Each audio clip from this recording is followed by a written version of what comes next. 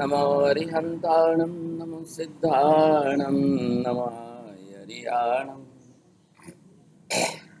नमो वज्रायाणं नमो लोये सर्वसाहुणम् एषु पञ्च नमोकारो सर्वपावपणासनो मङ्गलानं च सर्वेशे परमं भवै मङ्गलम् जय जगजीव जोनि वेयाणो जगगुरु जगानंदो जगन्नाथ जगबंधु जय जगप्रिया जय सुयाण प्रभु तीर्थयराणम पश्चिमो जय जय गुरुलोधाणम जय अप्पा महावीर सच्चिदानंद संपूर्णं विश्वज्ञं विश्वपावनं शंखेश्वर पुरोतमसं पार्श्वनाथं नमामि सर्वारिष्टप्रणशाय सर्वाभीष्टार्थदायिने सर्वलब्धिनिधानाय श्री गौतम स्वामिने नमः श्री सुधर्म स्वामिने नमः अज्ञानतिमिरान्धनां ज्ञानं जनशलाकया नेत्रमुन्मीलितं येन तस्मै श्रीगुरवे नमः।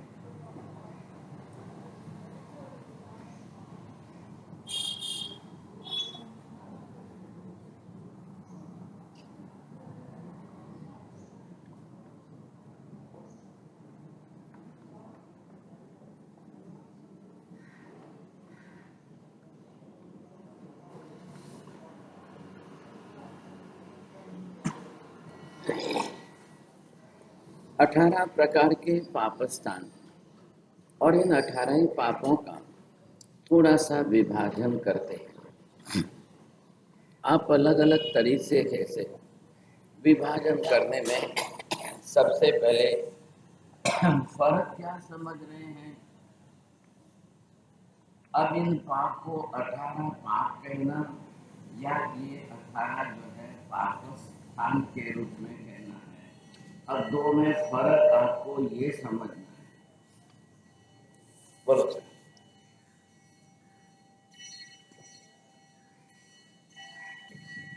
बे में कोई फर्क है? फर्क कोई ये 18 पाप कहना या पापस्थान कहना, दो में फर्क समझना पड़ेगा।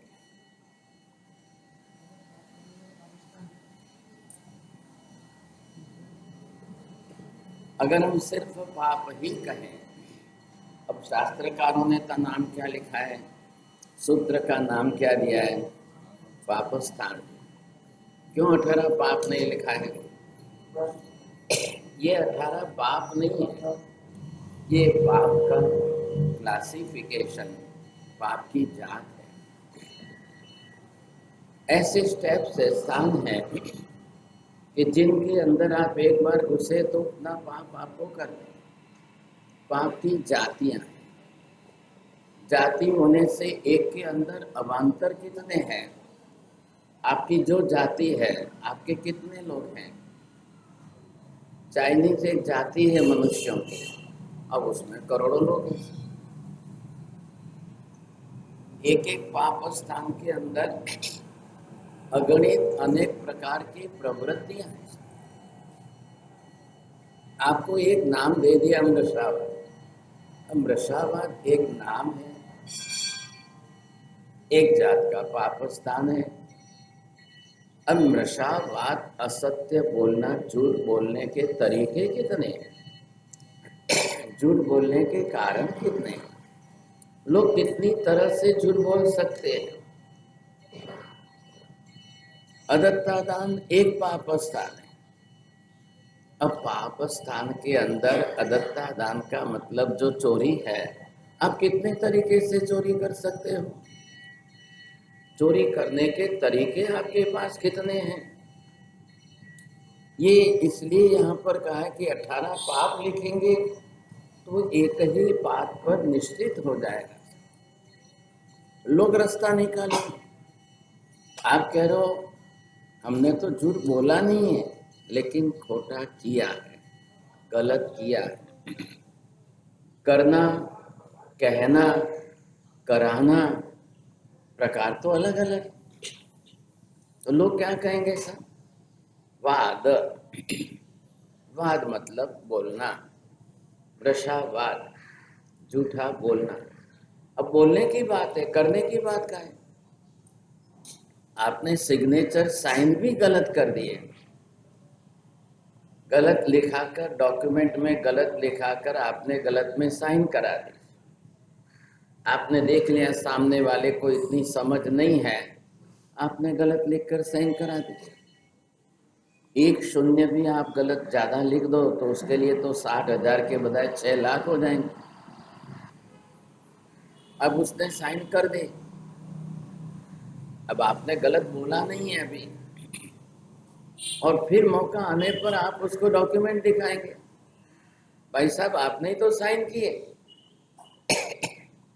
आज भी 100 में से 70% लोग बिना पढ़े ही साइन कर देते हैं। कई चीजें ऐसी है आंख बंद करके, और आ गया है व्हाट्सएप का जमाना। अब इतना लंबा चौड़ा कौन पढ़ेंगे साहब?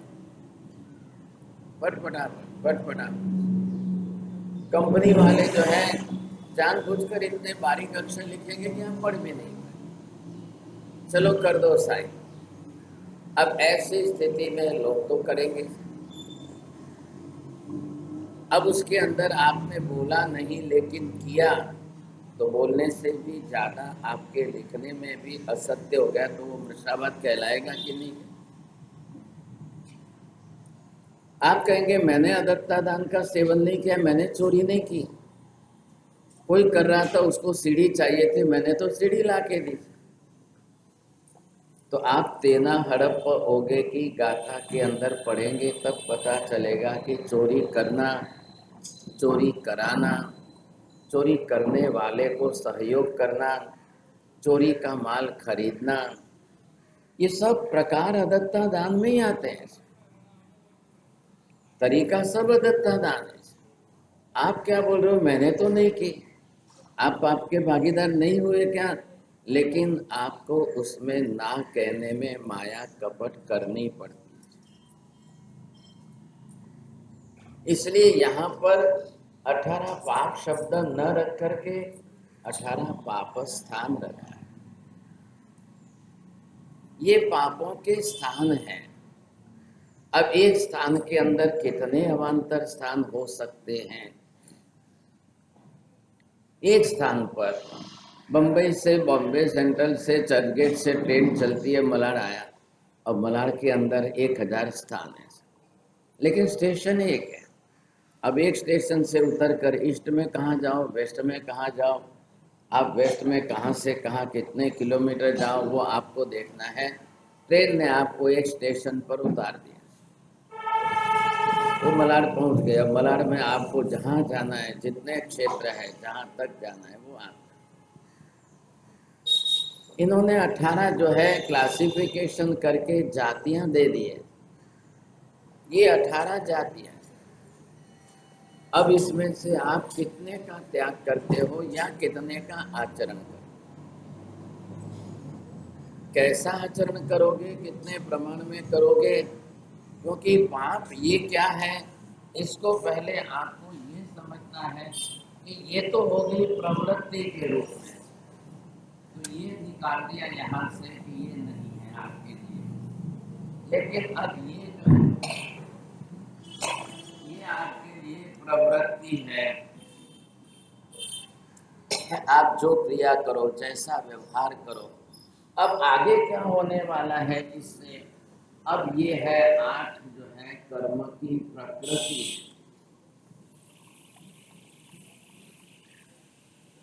अब यहाँ पर आपको 18 प्रकार की पाप की प्रवृत्ति दी, इसमें से बनने वाली 8 कर्म की प्रकृति। प्रकृति का मतलब बोलिए, बेवगति फिर बोलिए। अब किसका स्वभाव काम करेगा, आगे शब्द जोड़ दिया है। मूल में क्या है, 2 प्रकार की प्रकृतियों का आप जब विभाजन करोगे अब आपको पता चलेगा। अब ये भी अर्थ जो है स्वभाव अर्थ में है, लेकिन ये है किसकी, आत्म प्रकृति।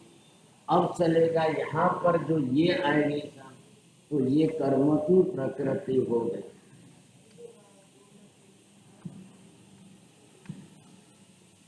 अब इसमें और इसमें फर्क क्या है, आत्म प्रकृति कर्म प्रकृति, क्या फर्क है। कर्म प्रकृति भी आत्मा पर ही जुड़ी हुई है और आत्मा भी कर्म के साथ ही बंधी हुई है।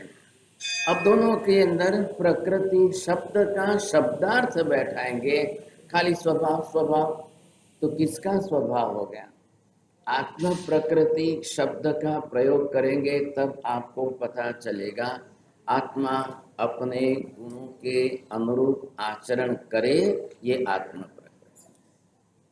अब तब करते हो ये आत्म प्रकृति है, अज्ञान का व्यवहार कर रहे हो आत्म प्रकृति है, आप सामायिक कर रहे हो ये आत्म गुण का आचरण है, इसलिए आत्म प्रकृति। लेकिन अब इससे विपरीत जाओगे तब वो कर्म प्रकृति। तो जैसे यहाँ से आप उल्टे, अब इसमें आप विपरीत गए, या ये जब आपके उल्टे चले था, अब कर्म प्रकृति हो गई। अब हम क्या कर रहे हैं, हमारा जीवन किस प्रकार का कैसा है, अभी हम आत्म प्रकृति के अनुरूप कुछ भी नहीं कर रहे हैं, कर्म प्रकृति के अनुरूप ही रोज हमारा व्यवहार चल रहा है। जब जैसा कर्म उदय में आया वैसा ही कर लिया। किसी ने 2 गाली दी तो मैं 2 की 4 सुना, किसी ने 1 थप्पड़ मारी तो मैं सामने 2 थप्पड़। ये आत्म प्रकृति नहीं है, ये कर्म प्रकृति है। तो सामने वाला कोई दुगुना कर्म बांधेगा तो आप 4 गुना बांधेंगे, इतना फर्क है। तो आप सामने वाला कोई कर्म प्रकृति में जी रहा है तो आप आत्म प्रकृति में तो आइए, जो महावीर ने किया। संगम, गौशाला, ग्वाला, ये कर्म प्रकृति के अधीन थे, उन्होंने अपनी तरह से किया था। अब आत्मा जो है आत्म प्रकृति में, तो महावीर संगम के सामने समता में रहे, आत्म प्रकृति। गौशाले के सामने महावीर मौन रूप से कौशल ध्यान में रहे, ये आत्म प्रकृति। तब जाकर के इधर देखिए, आत्म प्रकृति का फायदा, आत्मा जब स्वयं स्वभाव गुण के अनुरूप आचरण करेगा तब कर्म की निद्रा हो। इससे उल्टा आत्मा जब कर्म प्रकृति के अनुसार आचरण व्यवहार करेगा तब नए कर्मों का बंध होता रहेगा, ये निरंतर होगा। पर्यूषण किस में आया? आत्मा प्रकृति। पर्यूषण मतलब आत्मा को अपने गुणों के आचरण में निरंतर रहने का मौका मिले, अवसर मिले, ऐसा 8 ही दिन दिए आपको। आत्मा के मुख्य प्रमुख 8 गुणों में आपको तल्लीन रहना है। पौषर मतलब क्या है? घर संसार, व्यापार व्यवहार, सब कुछ, खान पान, जीवनचर्या सब छोड़ करके आके आत्मा में धर्म का पुष्टिकरण करिए। धर्म पुष्ट होना चाहिए। पौष ध किसका है? धर्म का है। अब धर्म की पुष्टि करो या धर्म के आचरण में आत्मा को पुष्ट करो। आप खा पी के क्या करते हो? शरीर को पुष्ट करते हो, और तब तपस्या करके आत्मा को पुष्ट करो। तप करने से जब आत्मा की शक्ति बढ़ेगी तो शरीर की शक्ति घटनी चाहिए। शरीर अशक्त होना चाहिए, शरीर कमजोर होना अनिवार्य है। आप तप करके भी शरीर की शक्ति क्षीण नहीं हो रही है तो सामने वाले शंका करेंगे, क्या मालूम कब खाते होंगे, रात को खाते होंगे, क्या करते होंगे, लोग शंका करेंगे। इतना तप करके भी इतनी शक्ति कैसे है? आप तप करते हो तो शरीर की शक्ति क्षीण होनी चाहिए, अंदर इंद्रियों की शक्ति क्षीण होनी चाहिए, अंदर विषय वासना काम संज्ञा आपकी घटनी चाहिए, अंदर आपके राग द्वेष घटने चाहिए, अंदर आपके कसाय घटने चाहिए। ये तप अंदर की आत्मा में लगी हुई एक प्रदीप्त अग्नि है, आग है। ये कर्म को जलाने वाली है। बिना आग लगे आपकी रसोई भी नहीं होगी, बिना अग्नि के आपकी रोटी भी नहीं होने वाली है, बिना अंदर की तप की अग्नि के आत्मा के कर्म जलने वाले नहीं है। इसलिए महावीर ने तप को नेजरा कारक कहा है।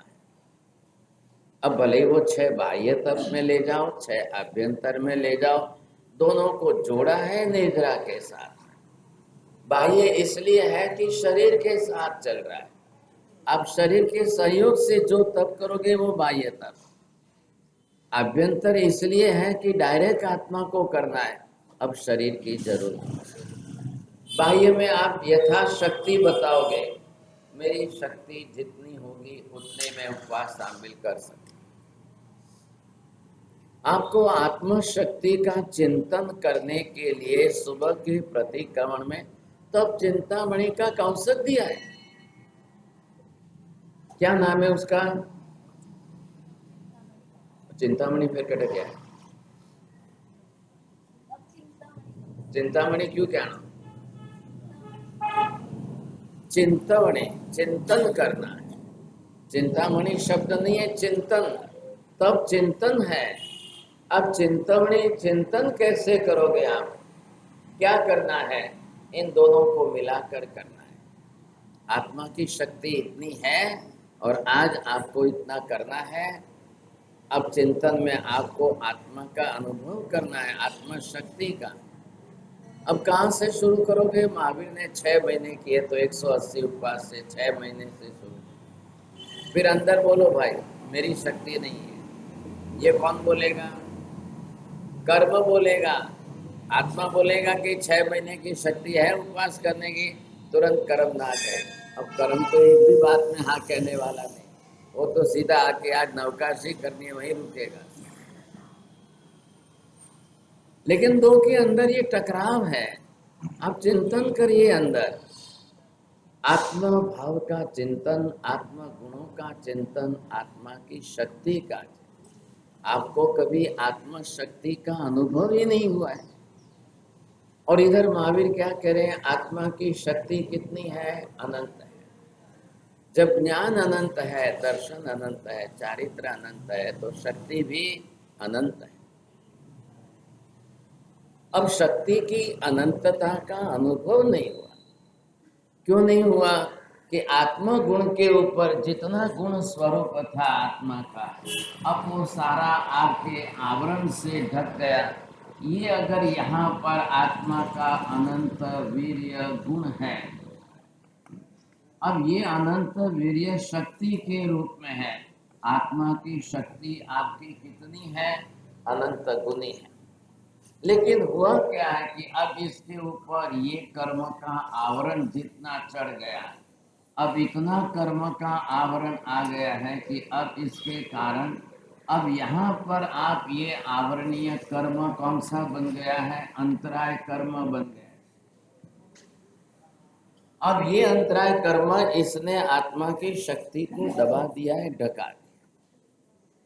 इतनी शक्ति आपकी दब गई, इतनी आपकी ढक गई कि आत्म शक्ति अंदर से प्रकट नहीं होगी। अब आपका अंतराय कर्म प्रकट। आत्मा की शक्ति को रोकने के लिए आपने एक कर्म का सहारा लिया, आश्रय। कर्म अब आपको जाकर के इस स्थिति में ले आएगा। आत्मा चिंतन करो, पता लगता है कि अनंत शक्ति है।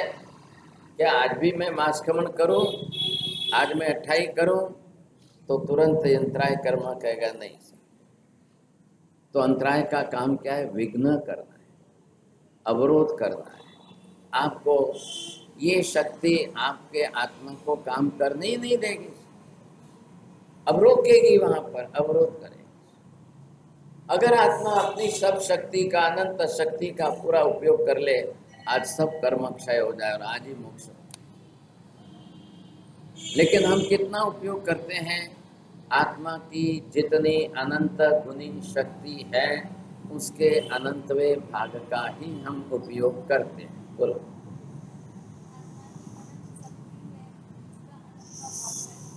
दो शब्द आपने छोड़ दिए।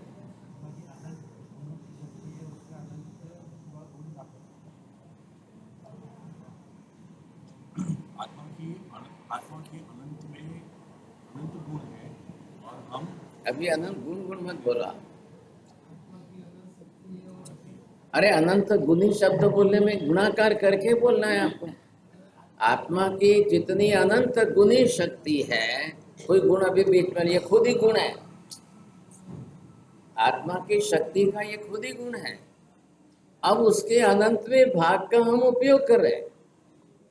Nowadays, what the medical science says that there are billions and billions cells in your brain, but we are using only the thousands of the cells of brain. हमारे दिमाग की, ब्रेन की शक्ति का उपयोग करने के लिए हमारे पास अरबों खरबों ब्रेन सेल्स है, लेकिन इन ब्रेन सेल्स में से आप उपयोग कितना करते हो? सिर्फ हजारों के प्रमाण, सिर्फ। अब कोई करे 2000, कोई करे 10,000, कोई करे 20,000, कोई करे 2 लाख, कोई करे 2 करोड़। बस बहुत हो गया। इतने ज्यादा तो ब्रेन का उपयोग भी नहीं करते। आप देख लो, 28 है आपके, 8 दिन के उपवास में शरीर क्षीण है, ब्रेन आपका क्षीण नहीं है। शरीर आपका कमजोर हुआ है, लेकिन दिमाग उतना ही सतेज है। इसलिए आपको तपस्या के अंदर फिजिकल एक्टिविटी घटाना है और मेडिटेशन, ध्यान, चिंतन, स्वाध्याय जो अभ्यंतर तप में दिए वो बढ़ाना है। लेकिन लोग शरीर से अशक्त होकर के बड़े दिन बिता देते, सोए दिन बिता देते। कैसे भी करके अब दूसरे उनको उठाएंगे, कुछ कराएंगे, करते जाओ। महावीर ने क्या किया? महावीर ने जमीन पर बैठना ही छोड़ दिया, सोना ही छोड़ दिया। खड़े खड़े कौशग में ही करना है सब कुछ, ध्यान करना इतना स्थिर कर लिया था। ये उनकी विशेषता रही। हम बिल्कुल उल्टे चल रहे हैं। आज उपवास है, सोए जाओ, और वो भी सुबह से। अब पूरी रात करके नींद लेकर उठे हो, फिर वापस दोपहर के 9 बज गए, 10 बज गए, सो गए। अब क्या करना था? हम शांताक्रूज में थे तो वहाँ एक भाई कहे कि साहब હું ફરીને આવું છું, સવારે ફરીને આવ્યા પછી નાસ્તો પાણી કરી લો એટલે મને સૂઈ જ જવું પડે। फिर बाद में जब 10 साढ़े 10 बज जाते हैं ऑफिस जाने के लिए, उठ के भागता हूँ। तो महाराज साहब आप एक काम करो ना, व्याख्यान का टाइम बदल दो। मैंने कहा आपके सोने के हिसाब से मैं व्याख्यान का टाइम सबका कैसे बदलूं? ये टाइम सोने का नहीं है। अब सब अपने अपने तरीके से सबने अपना अपना समय बनाया है। तो ये जब आत्मा की अंदर अनंत शक्ति है, आप तब करो तब के साथ में आपका चिंतन मनन ध्यान अंदर होना चाहिए। तब चिंतन के अंदर आत्मा अपनी शक्ति का चिंतन कर रहा है।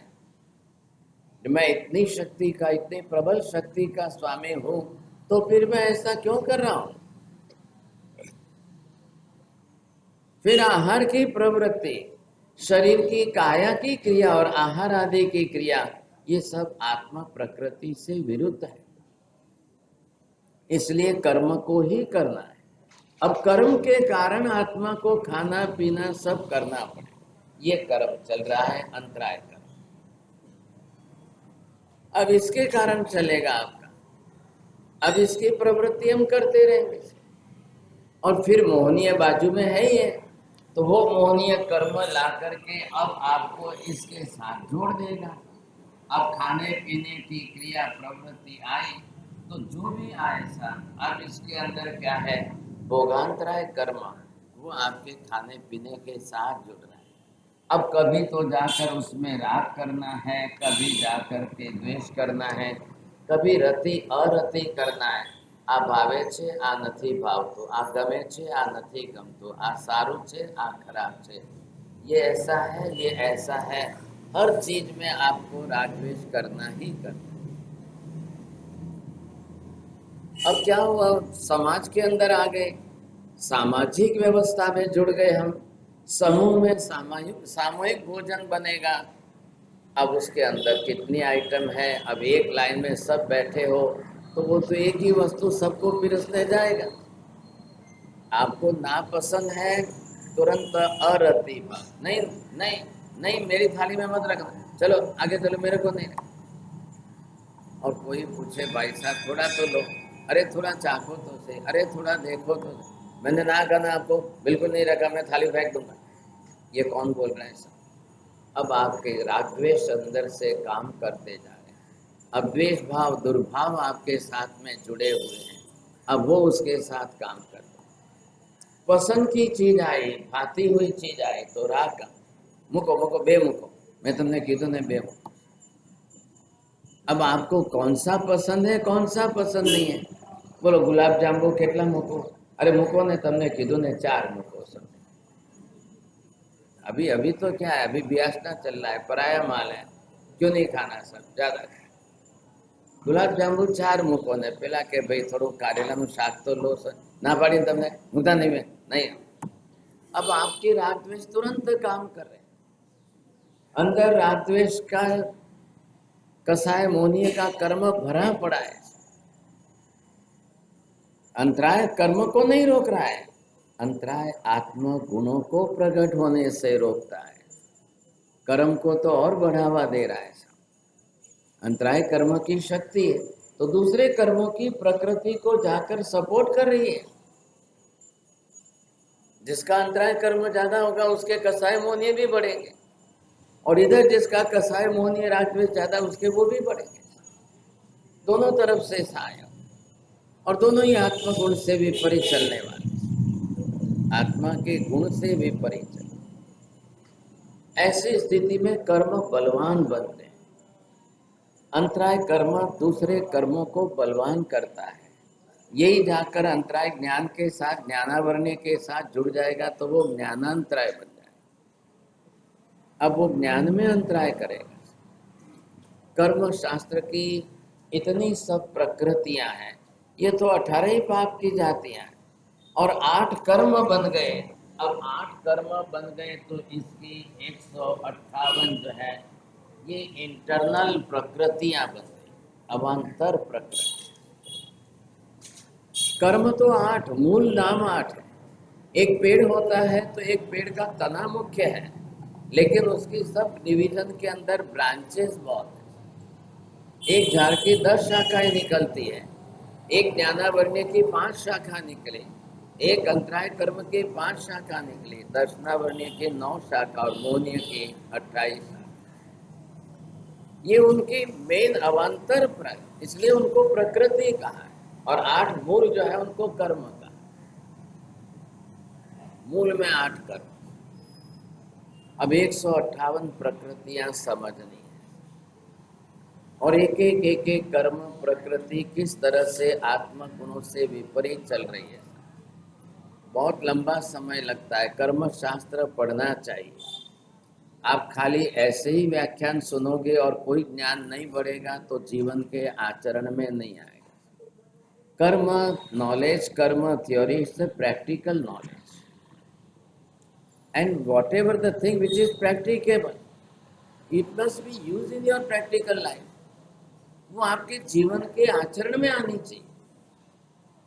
जीवन के आचरण में मतलब क्या कि मैं कर्म प्रकृतियों का स्वरूप समझ लो तो कल से मेरे जीवन के अंदर मुझे कहाँ किस कर्म प्रकृति का कैसा बंध होगा, उदय होगा, उदीर्णा होगी, सत्ता में रहेगा, आश्रम होगा, ये मुझे समझ में तो आना चाहिए। डे टू डे लाइफ के अंदर, प्रैक्टिकल लाइफ में जीवंत विद्या जिसको बोलते हैं, ये बिल्कुल जीवंत विद्या है। हर व्यक्ति को अनिवार्य रूप से समझनी। एक व्यापारी के लिए कॉमर्स का नॉलेज उसके लिए अनिवार्य है। मैथमेटिक्स आपके जीवन में अनिवार्य है। साइंस नहीं आता है कोई हरकत नहीं, लेकिन मैथमेटिक्स से आप दुकान चलाओगे, व्यापार करोगे, बिजनेस करोगे, नोटों के बंडल गिनोगे। यहाँ पर आपको क्या आना चाहिए, दूसरा कुछ आए कि ना आए। हाई फिलोसॉफी में मेटाफिजिक्स एंड फिजिक्स आपको आए कि ना आए, लेकिन कर्म शास्त्र का ज्ञान आपको अनिवार्य। पारस मंदिर फिर अगले साल बड़े आचार्य महाराज को लाओ तो विनती करना, भाई हमको कर्म शास्त्र और आगे बढ़ाना। 1-2-4 चौमास से आप कर्म शास्त्र के लिए वैसे आचार्य भगवंतों से सीखते जाओगे तो एक संघ आपका 4 साल के अंदर इतने कर्म शास्त्र के ज्ञान से संपन्न बनेगा। नहीं तो आप हमेशा ही जो है उसी तरीके से अधूरे रह जाओ। ज्ञान बढ़ना ही चाहिए। व्याख्यान है किस लिए? व्याख्यान मनोरंजन नहीं है। व्याख्यान को मनोरंजन बनाना नहीं है, टाइम पास का जॉब नहीं बनाना है। ये शायरी सुना दी, वो जोक सुना दिए, ये शायरी आ गई, वो जोक्स आ गए, इसको व्याख्यान नहीं। व्याख्यान जिन वाणी है केवली भगवान का तत्व है, सर्वज्ञ ने बताई हुई सिद्धांत की बात। इतने वर्षों तक हम सब कुछ करें और आत्मा को कोई ज्ञान प्राप्त न हो, ये कैसे चलेगा? अब ये हमारे जीवन तलाश, कौन से पाप स्थान का सेवन करोगे, कौन सा कर्म बनेगा, कौन सी प्रकृतियां कर्म की तैयार होगी। अब ये हमारे 18 पाप स्थान जीवन के अंदर प्रैक्टिकल लाइफ में रोज होने वाले, रोज होने वाले। सिमंदर स्वामी को पूछा जाए कि हे भगवान, देवलोक में देवताओं के कितने पाप स्थान, तिर्यंच गति में पशु पक्षियों के कितने पाप स्थान, चलो मनुष्य के तो समझ लिए कि 18 ही है, क्या नरक के नारकी जीवों के भी पाप स्थान हैं? अब सिमंदर स्वामी उत्तर देंगे कि भाई वहां भी जीवों को मन वचन काया तीनों योग तो है ही है, क्या करें? अब एक तो जीव जो है नए पाप करे और एक जीव पुराने कर्म साथ में ले जाकर उसके उदय से करे। आप आखिर देवलोक में गए कहां से? देवता वापिस मर के देव नहीं बनते हैं। नरक में से नारकी जीव कोई देव गति में जाता नहीं है। 2 दरवाजे बंद हो गए। अब रहा कौन, मनुष्य या तिर्यंच? गए कहां से आप? जब मनुष्य में से आप देव बने हैं तो मनुष्य गति में बांधे हुए कर्म आप साथ में लेकर जा रहे हो। सभी कर्म, सब कर्म आप साथ में ले जा रहे हो। बस एक एक्स्ट्रा पुण्य है, वो आपको देव गति में ले जा रहा है। बाकी के सब कर्म यहाँ से साथ। अब हमारे यहाँ पर आज हमारे कितने बहु के कर्म है, कितने जन्मों के कर्म आज हम यहाँ लेकर आए, यहाँ से वापस देवगति में यहाँ से कितने साथ लेकर जाओगे।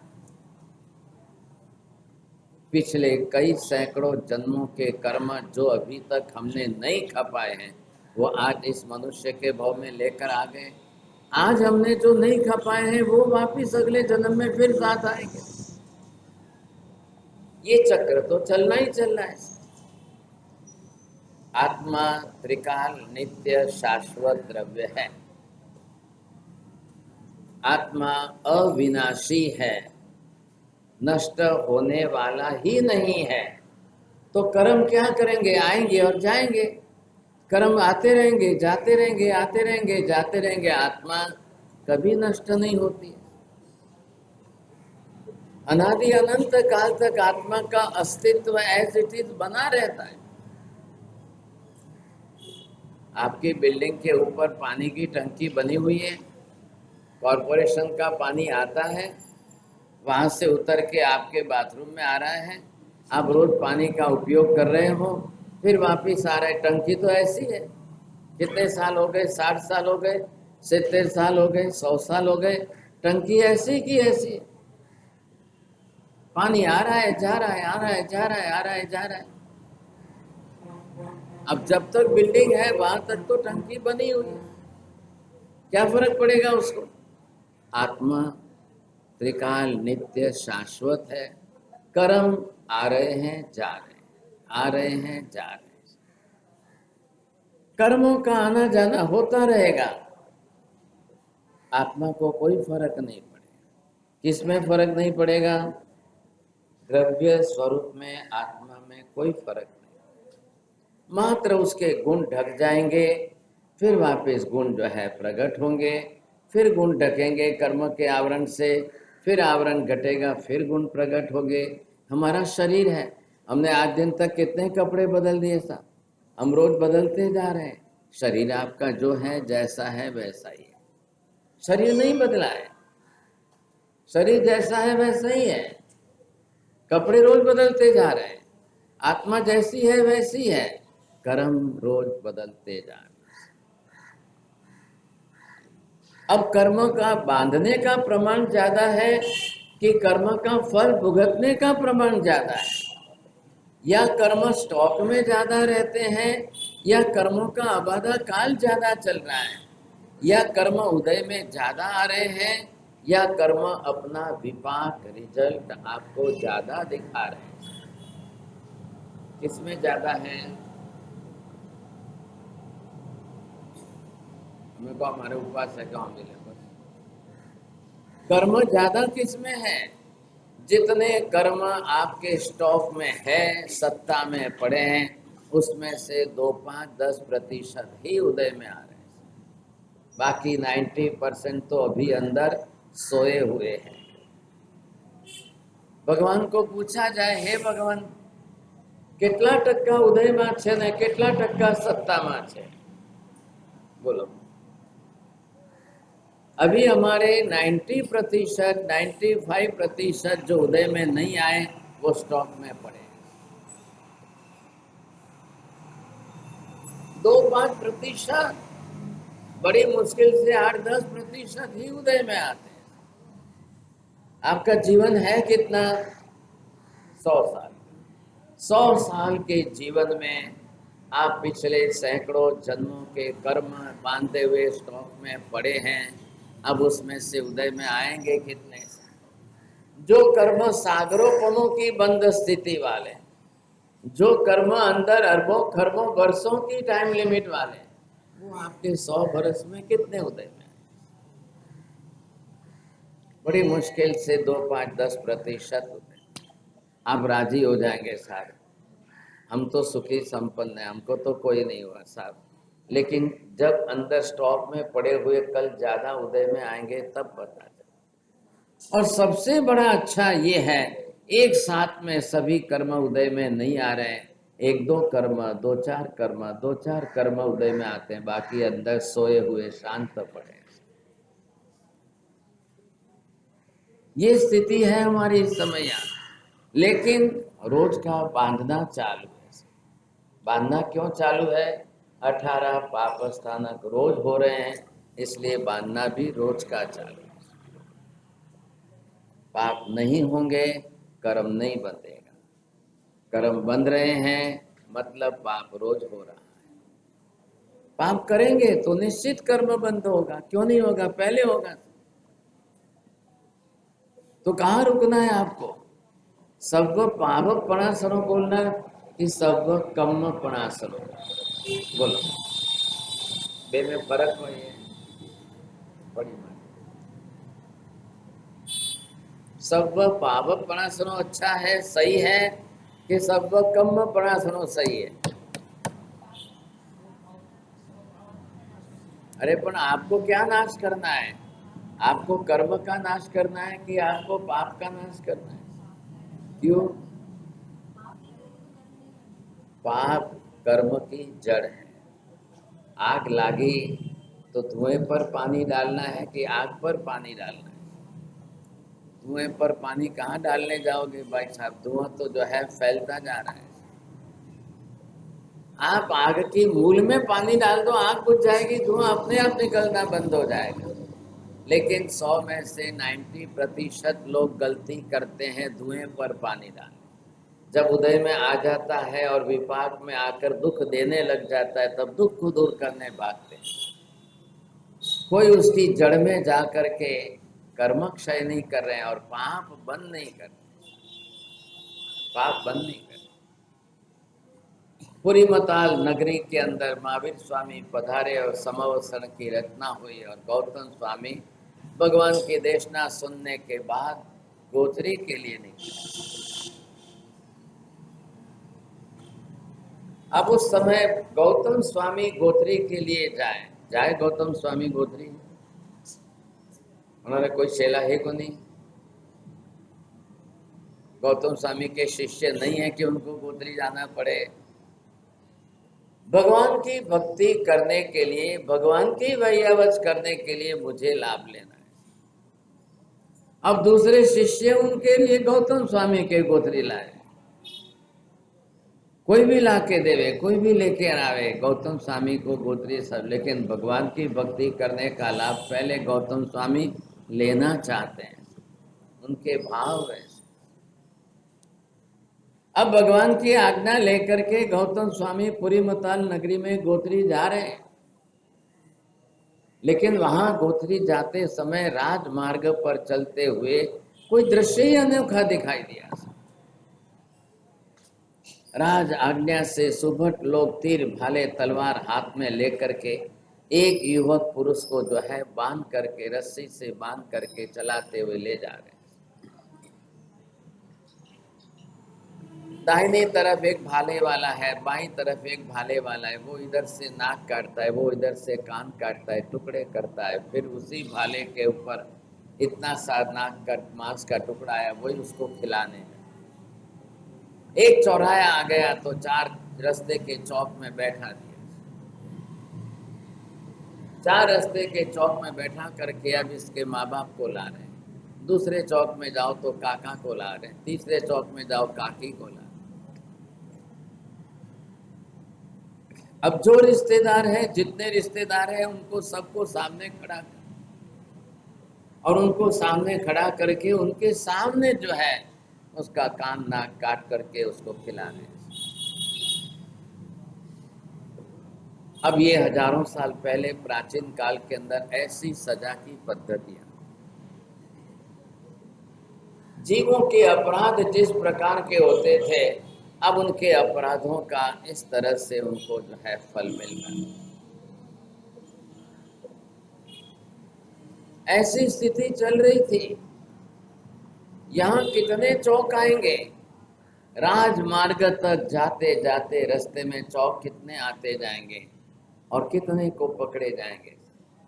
सब जगह पर इस युवक के रिश्तेदारों को एक के बाद एक चौक में आगे लाकर सबके सामने खड़े। गुजराती भाषाમાં કહેવાય છે તમાશાને તેડું।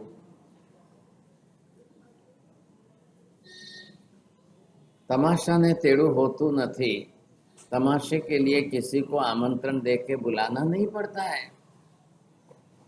अब हजारों लोग सामने से देखने आ रहे हैं, और जब हजारों की संख्या में लोग सामने से देखने आ रहे हैं, सब देख रहे हैं, तब जो है उस युवक के कान नाक काट करके उसको खिलाया जाए। ऐसी स्थिति के अंदर जो भी कुछ उसके साथ हो रहा है, जितनी ज्यादा तीव्र वेदना उसको दी जाए उतना कर। क्या देखे गौतम स्वामी, देखे तो क्या देखे, आप सोचिए। गौतम स्वामी जब दृश्य देख रहे हैं, अब उनको भी चलना है, गोत्री के लिए जा रहे हैं, लेकिन यहाँ पर देख करके आश्चर्यचकित हो रहे कि ऐसा यहाँ हो रहा है। ये तो हमने आगमों में, शास्त्रों में पढ़ा, तब लगा था कि ऐसा तो खाली नरक में ही होता है। परमाधामी किसी के कान काटे, परमाधामी किसी के कान नाक काटे, परमाधामी किसी के लिए कुछ करे, ये वहाँ नरक में रोज होता है, रोज होता है। यहाँ की धरती पर मनुष्यों के जीवन में ऐसा देखा जाना बड़ा मुश्किल है। मनुष्य जीवन में यहाँ पर संभावना कम है। अब आप ये सोचिए, दो के बीच में तुलना करिए कि अपराध ज्यादा है कि सजा ज्यादा है। दो में आपको क्या लग रहा है? अपराध ज्यादा लग रहा है कि उसकी सजा ज्यादा लग रही है? कई बार लोगों को तो दिखाई क्या देगा, लोगों को तो सजा दिखाई दे रही, अपराध किसने देखा है? जब वो जाकर के पाप करता था तब किसने देखा? अधिकांश लोग पाप करते समय लोग कोई न देखे उसकी सावधानी रखते हैं। हमारी अंदर से मानसिकता बनी हुई है, पाप कोई करते हुए मुझे देखे नहीं, मैं करता रहूं। तो महावीर ये कह रहे हैं कि आप पाप से डर रहे हो कि पाप करते हुए कोई देख ले उनसे डर रहे हो? आप दूसरों से डर रहे हो, आपको कोई देख ले उसकी आपको चिंता है, कोई ना देखे तो आप कुछ भी करने को तैयार। ये गलती मत करिए। सम्यक दृष्टि जीव का पहला लक्षण है कि आप पाप भीरू बने कि नहीं बने, आप कर्म भीरू बने कि नहीं बने, आप भव भीरू बने कि नहीं बने। आपको पाप से भय होना चाहिए। अब क्या है कि जितने प्रकार के जैसे जैसे पाप हम करते जाएं, अब इन पाप के अंदर आपने कब कौन सा पाप किया, पहला पाप, दूसरा पाप, तीसरा, ये चौथा और पांचवा, इस समय यहाँ पर ये पाप चल रहा है अदत्ता दान। अब यहाँ पर ये अ अक्षर निषेध में है। अगर अ निकाल करके बात करो दत्ता दान तो ये हो गया धर्म, और ये अगर अ शब्द साथ में जोड़ करके अर्थ करो तो ये हो गया अधर्म। ये पाप है क्या? अदत्ता दान पूरा तरीके से लो तो ये पाप स्थान हो गया, इसलिए इसको अधर्म नाम दिया। लेकिन वही अगर आप दत्ता दान करो, दान में दिया हुआ लेना है, किसी ने दिया है तो मैं ले रहा हूँ, और मैंने मांगा है और सामने वाले ने दिया है, वो भी दत्ता दान है। मैंने नहीं मांगा फिर भी देने वाले दे रहे और मैं ले रहा हूँ, तो ये भी आदान प्रदान, लेने देने का व्यवहार है, ये चोरी नहीं है। लेकिन अदत्ता दान, न देते हुए भी किसी का ले लो, किसी ने दिया नहीं आप ले रहे हो, तो वो चोरी है। आप कार्तिक शुद्ध एकम के पहले दिन नूतन वर्ष के किसी के यहाँ मेहमान बन के जाओ, उन्होंने ट्रे भर के आपके लिए ड्राई फ्रूट्स रखा है, तो ड्राई फ्रूट में से थोड़ा खाना चाहिए कि पूरा थैली में भर के ले जाना चाहिए? तो में फर्क क्या है? सामने वाले ने किस लिए रखा है? वो खाने के लिए रखा है, ट्रे भर के रखी है, जानते हैं सब कितना खाएंगे, क्या खाएंगे, कितना लेंगे। तो आप थोड़ी देर बैठे हैं, बात कर रहे हैं, परिवार वालों से मिल रहे हैं, वो सामने करे लो लो तमें पण लो, थोड़ो, अरे थोड़ो लो तो खरा, थोड़ो तो लो। ये हमारे यहाँ मनवार का रिवाज देने अर्थ में है, वो आग्रह कर रहे हैं आपको तो ये हो गया दत्ता दान, किसी का दिया हुआ ले रहे। लेकिन अगर वो अंदर चले गए और आपने ट्रे खाली करके थैली भर ली, अब आप बोलो उन्होंने ही तो कहा था लो लो, आपको यही सोचे कि नहीं उन्होंने ही कहा था लो लो लो लो, तो मैं ले ली। नहीं, उन्होंने ये कहा है कि थैली भरी लो, બધું खाली करी दो, वो नहीं बोलेंगे। वो बोलेंगे नहीं साहब, वो चले भी गए, आप भी निकल गए, वो भी चले गए, लेकिन आपको अदत्ता दान का अपराध, चोरी का पाप है।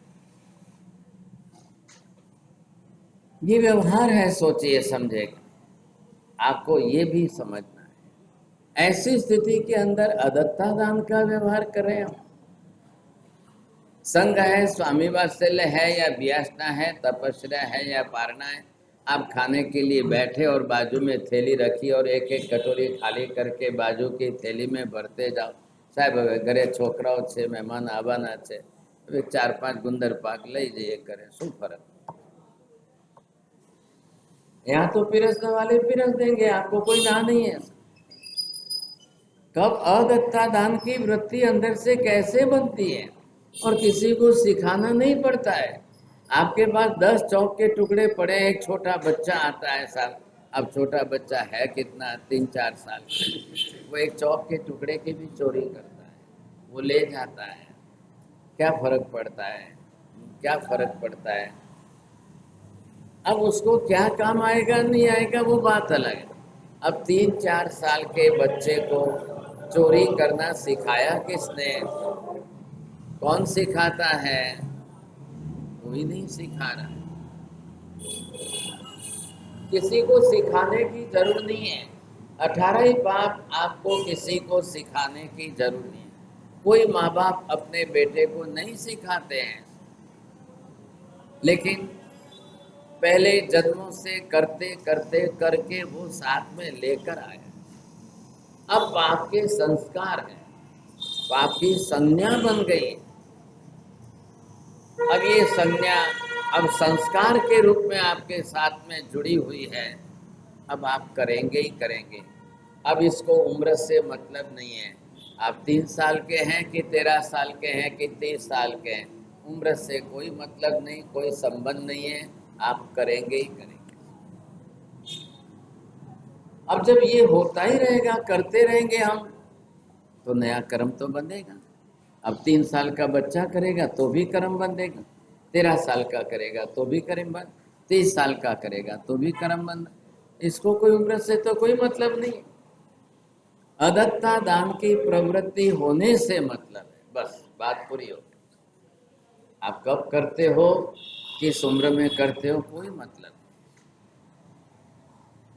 अब जब जो जिस प्रकार का पाप होगा तो कर्म तो बंधेगा ही बंधेगा। आपने अदत्ता दान का पाप किया तो अंतराय कर्म बना कि नहीं बना, मोनीय कर्म बना कि नहीं बना। अब कौन सा कर्म बंधेगा और कौन सा कैसा कर्म बंधेगा, ये अंदर के विभाजन में अब आप अंदर की कर्म प्रकृतियां समझेंगे तब पता चलेगा। मुख्य हेतु ये है कि अब कर्म की प्रकृतियां हैं, वो साथ में चलेगी। जिसकी जो वस्तु है उसके लिए तो उपयोगी है, जिसकी जो वस्तु है उसको तो रोज उसका काम है, रोज उसका उपयोग है। आप उसी की वस्तु की चोरी करें तो उसके लिए तो विघ्न निमित्त बना, वही जाके आपको तो अंतराय कर्म बनाएगा ही बनाएगा। अब वो अंतराय कर्म बनाएगा तो आपको समय उदय पर आने पर विघ्न संकट आएगा ही आएगा। सभी चोरी करने वाले सुखी बन जाते हैं क्या? चोरी करके दूसरों का धन माल लेकर के कोई सुखी संपन्न बन जाते हैं क्या? बहुत बड़ा प्रश्न है ऐसा। चोरी करते क्यों लिए, किस लिए कर रहे हैं? सुखी थवा माटे ज करे छे। आखी जिंदगी क्या मेहनत કરીને कमाવો, એના કરતા એક જ વારની ચોરીમાં બધું ભેગું કરી લીધું, કામ થઈ ગયું। उनकी मानसिकता ये है। यहाँ पर ये तीसरा अध्याय विपाक सूत्र का अदत्ता दान के चोरी के पाप के विषय में। ये जो रास्ते में एक एक चौराहे पर, एक एक चौराहे में रुक रुक करके उसके सगे संबंधियों को ला करके जिस तरह से उसको वेदना पीड़ा दी जा रही है, उसको बोला जा रहा है, सामने उसके पाप की घोषणा की जा रही है।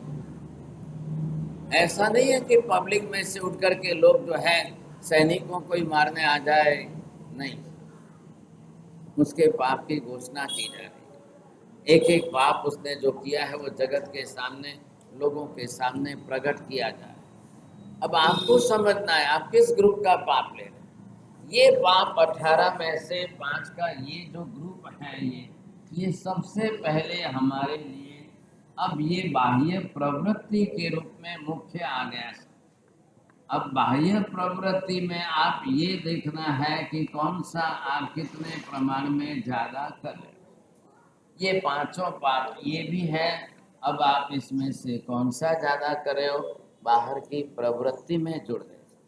और ये आपके लिए किस के रूप में आ गए, ये स्वभाव के रूप में आ गए।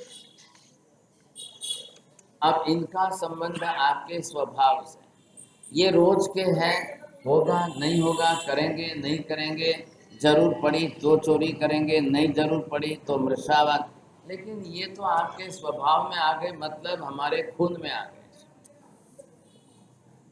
हमारे खून में आ गए, 24 घंटे उपस्थित है। यहाँ तो चोरी के लिए एक सामने कोई धनमाल मिलकर दिखाई दे तो चोरी करेंगे। अब सामने वस्तु ही नहीं है तो आप चोरी क्या करोगे? कुछ भी नहीं है तो चोरी क्या करेंगे? जब वस्तु किसी का पाकिट गिर जाए और सामने दिखाई दे तो चोरी की बुद्धि आएगी। किसी के हाथ में से अंगूठी गिर जाए तब आपको लेने की इच्छा होगी, आप दिखाई दे पड़ी हो तब। लेकिन इसके लिए तो कोई सवाल नहीं है साहब, ये तो आपके खून में है, स्वभाव में है। अब कभी भी क्रोध करना है, कभी भी मान अभिमान करना है, कभी भी माया कपट करनी है, कभी भी लोभ करना है, कभी भी राग करना है, कभी द्वेष करना है, आप सब तरह से करने को तैयार। अब मन से करो, वचन से करो, काया से करो, आप खुद करो, दूसरों को कराओ, जो करो जिस तरह से करो, ये आपके साथ 24 घंटे तैयार। रात को बिस्तर में सोए हुए हैं और कोई नहीं है और नींद नहीं आ रही है, अकेले भी हो तो भी आप मन में भी राग द्वेष कर सकते हैं, मन में भी क्लेश कसाय कर सकते हैं, किसी के प्रति भी कैसा भी कसाय कर सकते हैं। अब इसका क्या करना है? ये कैसे कम हो गई? ये फिर भी रुक सकते हैं, इसलिए महावीर ने व्यवस्था क्या की, बस यहाँ तक के इन 5 पापों को बाहर से रोकना है, तो इसके लिए विरमण। अब इससे बचना, विरमण मतलब है बचना। अब विरमण के अंदर अर्थ आपको दिया है, ये विरमण जो आ गए, अब ये क्या बन जाएगा, आपके लिए व्रत बन जाएगा। अगर आप इन पापों से बचेंगे, ये आपके लिए व्रत बन गया, धर्म बन गया। अब आप बचने के भाव वाले हैं कि नहीं? अब इनसे स्वभाव से बचने के लिए विरमण व्रत नहीं लगाया।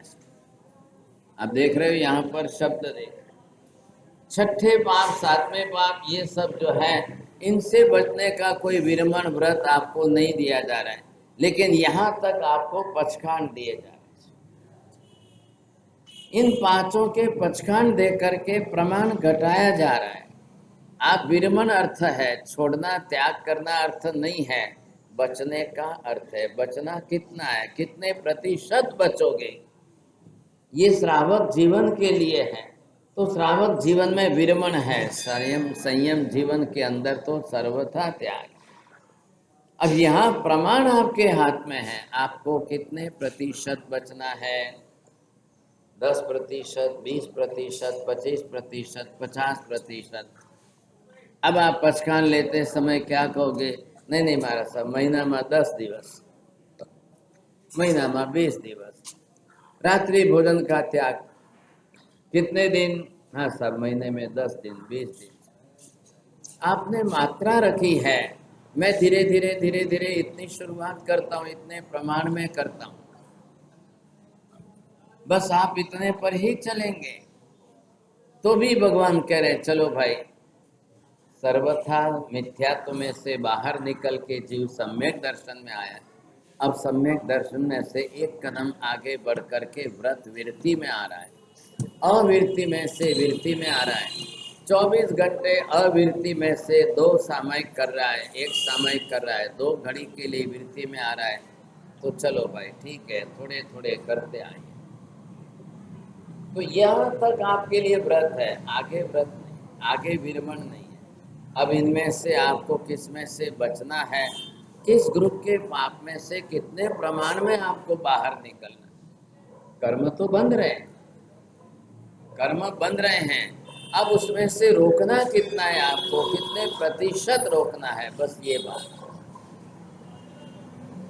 इधर गौतम स्वामी चल रहे हैं गोत्री के लिए, एक के बाद दूसरे चौराहे पर, दूसरे के बाद तीसरे चौराहे पर, तीसरे के बाद चौथे चौराहे पर, एक एक चौराहा आगे जाते जाते यहाँ उसके परिवार के मामा मामी हैं, काका काकी है, भाई भतीजे हैं, बुआ फुरुसा है, इन सबको ला करके उसके सामने जो है उनको सबको कह करके उसको पनिशमेंट दिया। आज मामा मामी आए, उनको पता चला कि भाई ये ऐसी चोरी करता है, हमने तो कभी नहीं सोचा, हमने तो कभी नहीं सुना था कि हमारा सगा है ना, काका रे कोई लागे ऐसा भतीजा लगता है, तो वो भी सोचते हैं कि भाई हमारा भतीजा तो कभी ऐसा हो नहीं सकता है, कभी ऐसा कर नहीं सकता है। लोग हमेशा ऐसा ही सोचते हैं, हमारा सगा छे, हमारा ओळखीता छे। आप सगे संबंध में मिलते हो, एक दूसरे के सुख दुख की बात पूछते हो, एक दूसरे के संबंधों के अंदर आप जानकारी लेते हो, तो कम से कम सगे संबंधी मिलते समय आचार विचार में थोड़ा धर्म बीच में लाइए। कहीं हमारा कोई रिश्तेदार, कोई सगे संबंधी कल कोई गलत काम में चला न जाए, कल कोई गलत पाप प्रवृत्ति में फंस न जाए, कल उसको सजा हो जाए, कल उसको जो है जेल में बंद किया जाए, कल राजा की तरफ से उसको कोई दंड दिया जाए, तब क्या होगा सब? उसके पीछे उसका भी तो परिवार है। तो इन सारी बातों को व्यवहार में मिलते समय सहयोग में लेना चाहिए आपको, 2 बात करनी चाहिए। परिवार के अंदर एक दूसरे के व्यवहार की बात भी करनी चाहिए, लेकिन कोई नहीं करता है। हर व्यक्ति पाप की प्रवृत्ति को छिपाता है। केम छो, मजामा छो, બધું સારું છે, બધું अरे बहुत सरस लीला लहर छे समय, ये व्यवहार बना लिया। अब इस व्यवहार से क्या होगा, किसी की पाप प्रवृत्ति रुकेगी नहीं। मेरे पाप आप नहीं जान रहे हैं, आपके पाप मैं नहीं जान रहा हूँ, भतीजे के पाप चाचा नहीं जान रहे, चाचा के पाप भतीजे नहीं जान रहे, मामा मामी के पाप जो है कोई भांजा नहीं जानता है, भांजे के पाप मामा मामी नहीं जानते हैं। चल रहा है, व्यवहार चल रहा है संसार के अंदर, आने जाने की प्रवृत्ति है, लोग परस्पर मिलजुल करके राजी हो जाते हैं और कुछ नहीं। 1 से लेकर के 12-13 चौराहे तक जो है रास्ते में जितने जितने स्थान आए सब जगह पर उसको पनिशमेंट ज़्यादा है। अब क्या सगे संबंधी रिश्तेदारों के सामने करने से ज़्यादा दुख होता है? रिश्तेदार न हो और उनके सामने पनिशमेंट हो तो क्या कम दुख होता है? क्या हो रहा है, क्यों कम ज़्यादा हो रहा है? दुख का प्रमाण कम होने का कारण नहीं है और दुख का प्रमाण ज़्यादा होने का। अब उसको शर्मिंदगी आ रही है कि इतने सब रिश्तेदारों के सामने आज मैं क्या मुंह दिखाऊं, आज क्या दिखाऊं। अब रिश्तेदार क्या कहेंगे, और रिश्तेदार इतने होते हुए भी कौन बचा पाएगा उसको? आज जिस तरीके से उसके कान नाक काटे जा रहे हैं, बचाएगा कौन और उसको कौन? कोई रास्ता नहीं। अब ये दृश्य देखकर गौतम स्वामी आहार पानी गोत्री लेकर भगवान के पास आते हैं और बात का वर्णन करते हैं, हे भगवान आजे गोत्री गयो ने आવું स्वरूप जोयु छे, जैसा देखा वैसा उन्होंने वर्णन किया। अब भगवान के सामने इतना वर्णन करने की जरूर भी है क्या? भगवान तो वैसे ही जानते हैं, लेकिन गौतम को वर्णन करने में उनको समाधान हुआ कि भगवान ऐसा ऐसा इतना स्वरूप देखा है। अब ये भगवान खुद इसके कर्म का वर्णन करेंगे। भगवान को कहने का प्रयोजन क्या? एक तो भगवान केवल ज्ञानी होने से भगवान को इसके कर्मों का फल और इसके कर्मों का कारण, इधर आपको पूर्व में कारण पता चलना चाहिए और भविष्य में इसके कर्मों का फल कितना लंबा कैसा होगा, दोनों का अनुसंधान जुड़ता है। गौतम स्वामी सिर्फ वर्तमान देख रहे हैं, सिर्फ वर्तमान काल में उनके समक्ष, और वो भी कितनी देर। अब वो रास्ते पर गोत्री के लिए जाएंगे तो कितना टाइम, आधा घंटा 1 घंटा और कितना। लेकिन अब ये जीव अपने कितने कर्म कितने भवों के कैसे जन्मों से लेके आ रहा है, और फिर आगे के जन्मों में इसका क्या होगा, ये विचार महावीर जब व्यक्त करेंगे और ये सुन करके आपको भूत वर्तमान भविष्य तीनों काल का अनुसंधान जुड़ेगा, तब आपको समझ में आएगा। विपाक सूत्र के तीसरे अध्ययन की ये प्रसंग है।